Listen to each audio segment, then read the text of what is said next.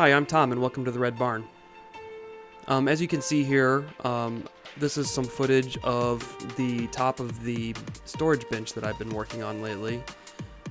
The issue I ran into was that the width of the bench, front to back, varied by about 1/8 of an inch.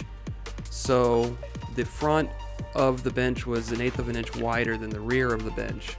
And so I needed to make that taper on this lid so it would fit inside the bench, and I purposely cut the lid to be slightly too wide, and I would like to use my jointer to perform what I am calling a micro taper.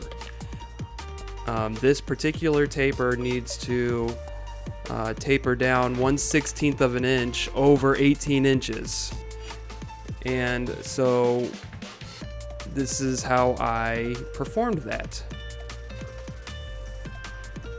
So I start out with this small little spacer. It is actually 1/16 of an inch in thickness, and I lay it down on the bed of my jointer, and then I take the lid and I make sure that the back side of the lid is the part that's facing the jointer knives first, because that's where I want to remove the material. And the idea is I take a 1/16 of an inch pass and I remove the full 1/16 of an inch off of the front edge, the leading edge that is going through, and by the time it gets to the spacer, it won't be taking any material off at all, and that's how I accomplish this taper.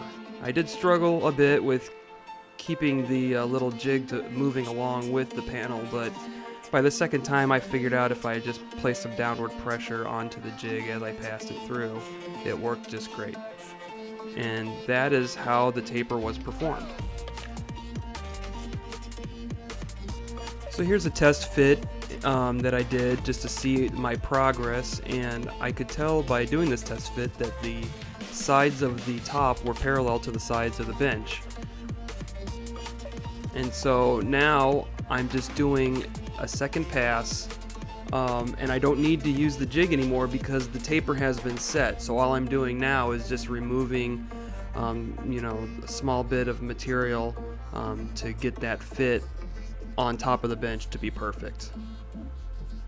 And that is how I do what I call a micro taper.